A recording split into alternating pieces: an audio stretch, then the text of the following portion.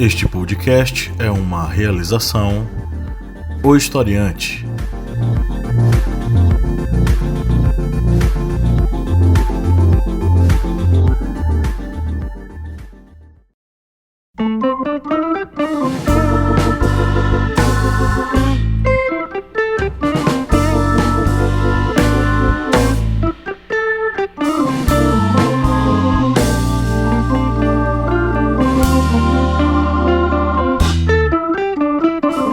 Olá, historiantes, bem-vindos mais uma vez ao seu podcast sobre as ciências humanas. É o podcast do Historiante, sempre aqui antenado com vários assuntos no programa da segunda-feira, que é a famosa Minipédia. Eu sou o professor Pablo Magalhães e o homem do outro lado da linha é o senhor Kleber Roberto. E aí, pessoal, beleza? Estamos hoje aqui mais uma vez para debater nessa Minipédia um assunto sobre história, né, Kleber? Isso mesmo, um assunto que vai conseguir envolver num bojo só um momento em que houve perseguição aos judeus, um momento que houve censura à imprensa e um momento em que o império deixou de expandir-se sobre os inimigos. As epidemias que ao longo da história conseguiram não somente dizimar populações inteiras, mas conseguiram fazer com que ocorressem fatos ligados a essas epidemias que fazem também vergonha ao ser humano. Então fique ligado porque a gente vai tratar sobre esse assunto aqui hoje, mas antes vamos para os nossos recadinhos. Kleber Roberto, quantos miojos são necessários para que uma pessoa, um ouvinte, apoie a gente? Rapaz, miojos 3. E é menos de $1, viu? Menos de $1. Olha só, o dólar aí que tá batendo quase 5 conto. Com menos de $1, vocês nos apoiam. Aonde, Kleber? Você vai no nosso Apoia-se. O link vai estar na descrição, mas se você estiver aí com o celular no bolso, você, quando chegar num local que puder digitar, você digita apoia.se/historiante. Isso mesmo. E você vai ter acesso ao nosso Apoia-se. É isso aí. Então vai lá, apoia.se/historiante e faça um apoio a partir de apenas R$4. E aí você entra para o nosso grupo secreto com muitas vantagens. Conteúdo exclusivo, minicursos, com certificado acadêmico, além de participar do nosso sorteio mensal de livros. E você pode concorrer aí a um livro bacana aí das nossas editoras parceiras. Não perca tempo e coloque aí apoia.se/historiante. Conheça a família Historiante de podcasts. Além deste aqui que você ouve toda semana religiosamente, você tem o Correspondente de Guerras, a voz que narra os principais conflitos ao redor do mundo. E no Correspondente de Guerras estamos preparando aí uma maratona. Você se prepare, pode preparar também um material para escrever os detalhes, porque vem muitos podcasts em uma maratona só. Você que nos ouve, também ouve Correspondente de Guerras, fique ligado. E também conheça o podcast das Arretadas, com vozes, olhares e perspectivas femininas e feministas sobre assuntos sociais. E elas estão aí também preparando uma nova temporada. Eu não posso falar muita coisa, né? Porque aí está a cargo de Lídia e Jaiane Rodrigues. Então acompanhem, aguardem, porque vem muita coisa boa aí na família Historiante de podcasts. Baixe o nosso aplicativo também lá na Play Store, disponível apenas para usuários Android, né? Então é nosso aplicativo para aprendizagem das ciências humanas, com aulas em áudio, com cards de resumo, com simulados, com apostilas e muita coisa bacana para você estudar segurando seu celular, com seu fonezinho de ouvido, aonde você quiser estar, né? Então baixe o nosso aplicativo e fique por dentro aí de muito conteúdo das ciências humanas. Aproveite e vá lá no ohistoriante.com.br, o nosso queridíssimo site que está aí completando 9 anos de existência, né, de 2011 para cá. Então acesse o historiante.com.br e lá você tem acesso aos nossos podcasts, a vários artigos e a nossa revista acadêmica, que custa apenas R$ 7,90 e você pode assinar, né, e acompanhar lá o nosso conteúdo produzido e praticado para você em nosso site.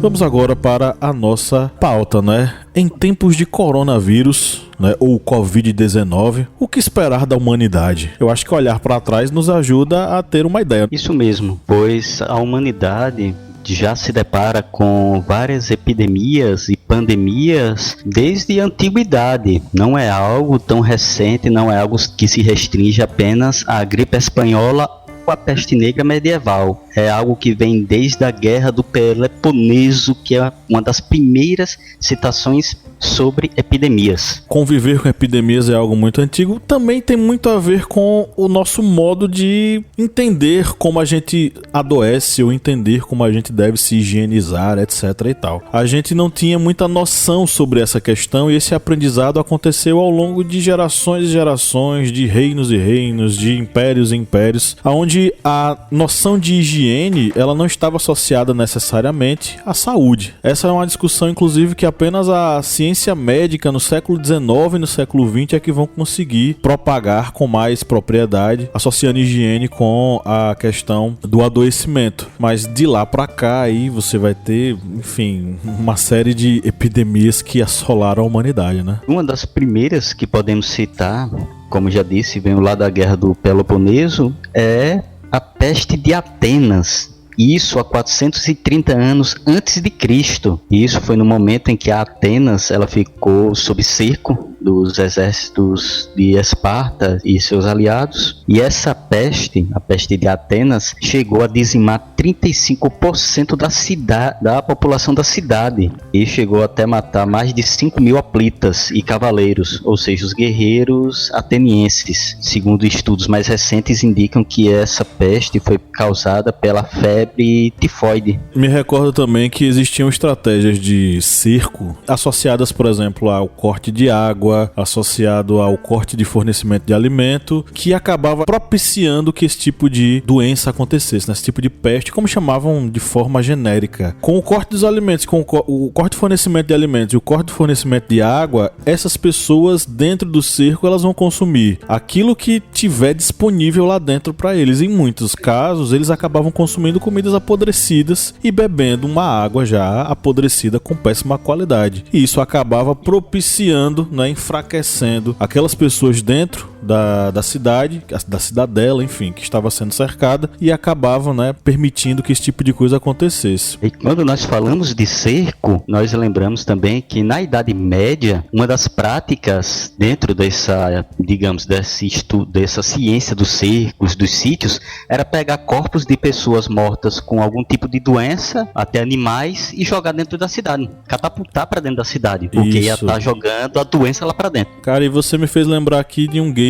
que eu adorava, que era Stronghold. Joguei muito na minha adolescência. Uma das armas que eram utilizadas nos cercos, o jogo se ambienta na Idade Média, é você catapultar corpos de bois mortos, cadáveres, né, jogar lá dentro, para causar doenças dentro da cidade, porque aí você enfraquece por dentro o seu inimigo, permitindo que você adentre a cidade. E daí, para isso se proliferar, é uma coisa rápida, né, porque aí você pega, por exemplo, a gente tá falando aí de Grécia e, consequentemente, Grécia e Roma, que compartilhavam com um ideal, enfim, higiênico comum, né, ligado à cultura helênica, apesar de eles terem, por exemplo, banhos frequentes e constantes. Você vai ter as termas nas cidades disponíveis para muita gente, ou mesmo as termas disponíveis apenas para determinados grupos sociais. Existe uma frequência de banho constante, mas algumas coisas eles ainda praticavam de modo bem precário. Por exemplo, você não tinha essa coisa de vou pegar um papel higiênico e depois vou lavar as minhas mãos. Isso não existia. Tanto que nas casas de campanha dos soldados romanos, eles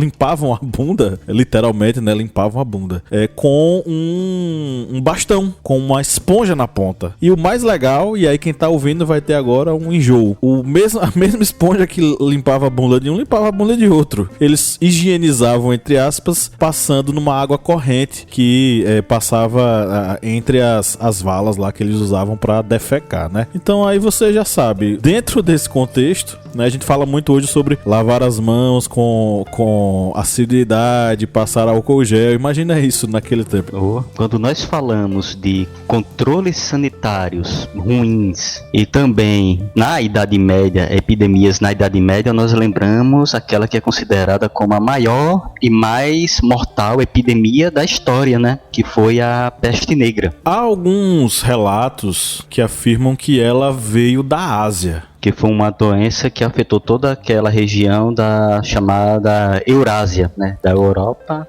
até a Ásia, mas no caso é uma doença asiática. Isso, e acabou sendo proliferada muito pela questão do comércio que era estabelecido com as especiarias asiáticas. Com a chegada, por exemplo, muitos livros de história sempre relata a chegada de navios nos portos, por exemplo, de Gênova, com pessoas infectadas. E aí, dentro desse, digamos, círculo do mercado, porque vamos lembrar, a Idade Média, havia sim um mercado em que havia esse deslocamento de uma cidade para outra de mercadorias, não tão grande como, por exemplo, no período romano, do Império Romano, mas havia sim circulação de pessoas, de mercadorias entre as cidades. Isso daí ocorreu, digamos, literalmente o transporte da doença dessas cidades litorâneas para o interior do continente europeu. Associado à falta de uma noção de que a higiene poderia impedir a propagação de determinadas doenças, aí isso foi como se fosse uma bomba explodindo sem limites. Isso mesmo. Dentro da epidemia da peste negra, que era também conhecida como peste bubônica, porque as pessoas infectadas com a peste bubônica criavam literalmente bulbos, que seriam espécie de feridas. Essas feridas estouravam, causavam logicamente muita dor, febre e causavam a morte dessas pessoas infectadas. E dentro de todo esse cenário literalmente caótico da Europa, onde a peste negra levou à morte de, segundo historiadores, a morte de 1/3 da população europeia, ocorreu também um surto religioso muito grande. Tanto, por exemplo, os flagelantes, homens que circulavam de uma cidade para outra, se flagelando, achando que com o flagelo eles estariam simulando o flagelo de Jesus Cristo e com isso se livrando da peste. Como também dentro dessa histeria religiosa ocorreu o que nós falamos na perseguição aos judeus. Só notando também que o período em que a peste vai se proliferar, no início do século XIV, por volta de 1330 e até meados do século XIV. A Idade Média, o período da Idade Média, esse período da Idade Média, ele vai estar ele estava antes com um crescimento populacional muito vertiginoso. Aí a gente vai ter aí o renascimento das cidades, como alguns querem dizer, ou o nascimento das cidades, como outros teóricos vão colocar, e um crescimento demográfico muito interessante e o desenvolvimento de outras atividades econômicas, atividade do comércio, atividade industrial.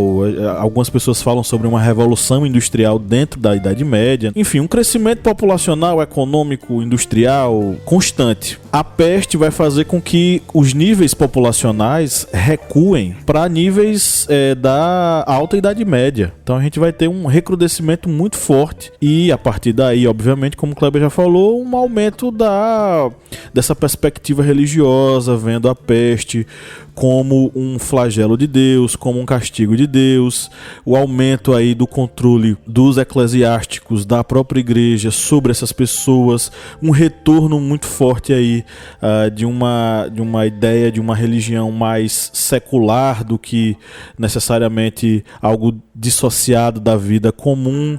Então a gente vai assistir uma ascensão do papel da igreja que vai culminar aí na Idade Moderna com uma igreja muito mais forte e fiéis muito mais suscetíveis a essa relação, muito por causa desse flagelo, né, como você mesmo falou. E dentro desse cenário religioso, os judeus, que os seguidores do judaísmo, eles por diversos momentos ao longo da história sempre sofreram períodos de perseguição. E dentro desse período da peste negra europeia, ocorreu também uma perseguição aos judeus, porque eles eram considerados como os portadores da doença. Isso foi associado também ao fato de eles serem perseguidos já antes desse processo, né? Porque eles já eram vistos como pessoas de total desconfiança, por uma série de questões e principalmente por serem judeus, né? E a sua relação com o cristianismo. A partir daí, eles já eram culpados sobre muita coisa e eles passaram a ser culpados também por essa doença, né?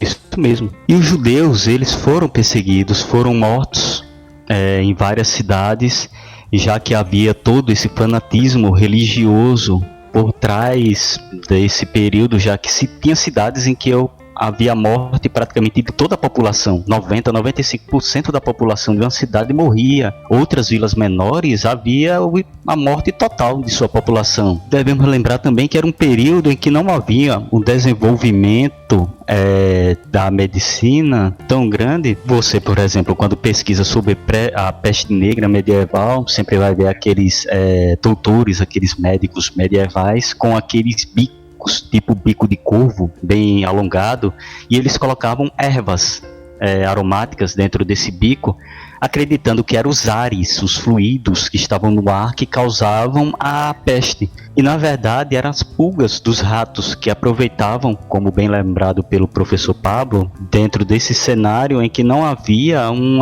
controle sanitário, digamos, um período em que não havia esse controle sanitário, uma limpeza, e os ratos acabavam se proliferando com grande facilidade. E as pulgas dos ratos foram um dos transmissores da peste negra. Pois é, se você for parar para pensar que você, nesse período, você identificava quem era quem na sua família pelo cheiro dos pés, então daí você já tira o nível de noção deles de higiene, né? Então, isso mesmo. Acabou que se transformou numa coisa extremamente letal, algo que poderia ser resolvido com um maior controle sanitário, mas essa noção eles só vão ter muito, muito mais tarde. Como eu falei, é só a ciência médica do século XIX, século XX é que vão começar a refletir sobre esse assunto e vão mostrar que a higiene tem a ver sim com o processo de adoecimento, que esse tipo de coisa vai ser pensado, né? Mas daí pra cá muita coisa rolou, né? Só lembrando que não temos dados corretos, assim, exatos da quantidade de mortos na peste negra, mas alguns estudos indicam que pode variar da Europa para a Ásia entre 75 e 200 milhões de mortos com esse flagelo. Lembrando que foi... Alguns dizem que foi 1/3 da população europeia que possivelmente pode ter morrido. Mas é muito difícil fechar a conta porque os dados são muito precários, né? Exatamente. Não tinha censos, contagem de mortos. Lembrando que a doença aqui foi da Ásia para a Europa e, como já dito, teve cidades que praticamente 100% da população morreu. Não tem nem como, digamos, alguém levantar o estudo de quantos mortos, porque não tinha ninguém para levantar esses estudos. E só lembrando que dentro do período medieval, essa não foi a primeira vez que ocorreu um surto de peste. Houve também a chamada praga de Justiniano, isso no século VI. Sim. E essa praga também foi causada pela mesmo bacilo da peste negra. E ela também foi da Ásia para a Europa. Ela causava necrose nas mãos, nos membros, mãos, pés.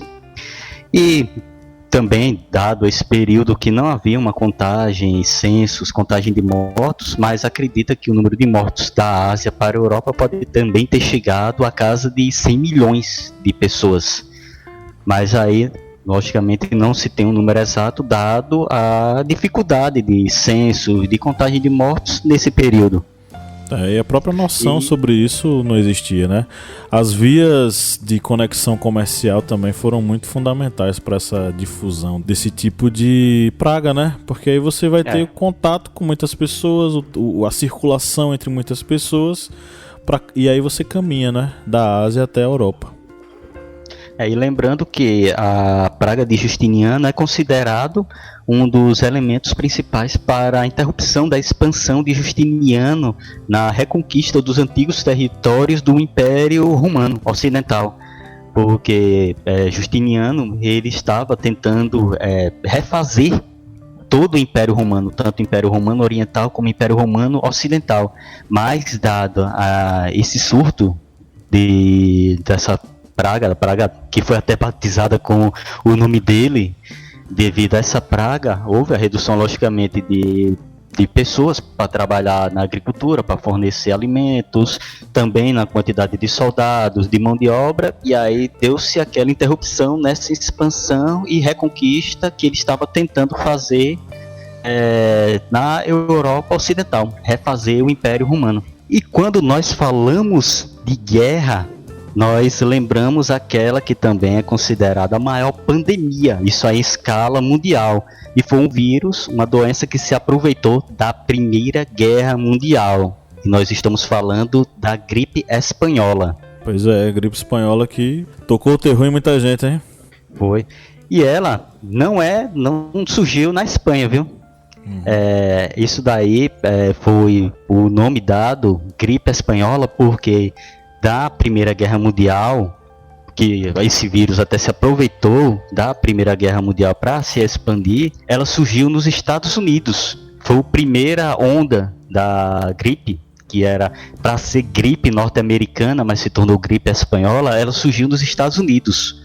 Mas se ganhou esse nome gripe espanhola porque a Espanha estava neutra na Primeira Guerra Mundial e os seus jornais tinham uma certa liberdade de imprensa para noticiar a quantidade de mortos, diferentemente do que ocorria nos jornais, por exemplo, na Alemanha, França, Grã-Bretanha, próprios Estados Unidos, em que houve uma ordem presidencial para se não noticiar quantas pessoas estavam morrendo de gripe espanhola, daquela gripe que surgiu nos Estados Unidos. Isso dado a quantidade de mortos que já estava tendo na Primeira Guerra Mundial, nas trincheiras, e aí vai noticiar a quantidade de mortos dentro do país, aí ia ser um caos, a população ia querer a interrupção da guerra imediatamente. É tanto que se você fizer uma googlada, uma pesquisa rápida no Google, você vai ver que não há quase fotos sobre a gripe espanhola. São sempre as mesmas fotos, poucas fotos, porque houve esta censura aos meios de comunicação para não relatar a quantidade de mortos durante a gripe espanhola. Para não causar pânico, né? No Brasil a gente vai ter, vou trazer logo pro Brasil, a febre amarela foi um flagelo terrível em nosso país. Aqui na nossa região, Petrolina Juazeiro, a gente teve muito disso, né? E no Brasil, houve quem lutasse contra ela, foi o Oswaldo Cruz. Inclusive com aquela polêmica atitude de forçar a vacinação, né, com invasão das casas, das pessoas e por aí vai.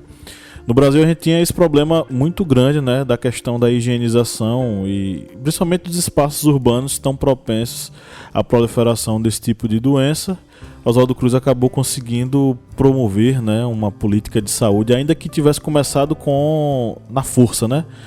Mas que acabou se mostrando efetiva. Segundo estudos, a gripe, por exemplo, a gripe espanhola causou a morte de mais de 50 milhões de pessoas ao redor do mundo. Bem, um recado que eu dou é para as pessoas lavarem bem as mãos, não entrarem em pânico nesse momento, porque os casos de coronavírus estão aumentando. Esse surto de pessoas que compraram máscara para se proteger era para exatamente ser o contrário, porque, segundo estudos indicam, é melhor para a pessoa que está com coronavírus usar máscara do que a pessoa sem coronavírus, porque das principais formas de transmissão é o contato com as mãos, porque a pessoa pega ali uma coisa contaminada, leva as mãos, leva ao nariz, e esse é um dos principais meios de contaminação. E também tem aquela coisa, né? Teve muito de mentira sendo propagada e isso causou pânico nas pessoas. Alho cura coronavírus, tá vendo? Olha as notícias que estavam saindo por aí. E que quem pegasse morria e tal, sendo que a taxa de morte é relativamente pequena. Sai muita coisa errada, né? Exatamente. Sai muito a notícia fake, já causa alarme sem necessidade. Pois é, a gente só esqueceu de falar da varíola, pô, que no Brasil matou um bocado de gente. A varíola, do mesmo modo que a febre amarela foi terrível aqui, a varíola também foi terrível. A varíola é uma das doenças que é citada em Capitães da Areia. Inclusive a mãe, né, da menina, eu esqueci o nome dela, da personagem principal, ela morre de bexiga, né, morre de varíola, que é a doença principal lá que o pessoal tá morrendo. A varíola, que segundo estudos indicam, matou mais de 300 milhões de pessoas em menos de 90 anos do século XIX para o século XX. 300 milhões de vítimas. E foi a primeira doença erradicada através de vacinação em massa. A varíola ela foi erradicada em todo o mundo. Pois é. Graças à vacinação. Tomara que nunca mais retorne. Ok, chegamos ao final de mais uma Minipédia. Ficamos por aqui. Um grande abraço a você que nos ouve semanalmente, religiosamente. E tchau, tchau. Tchau, gente. Valeu!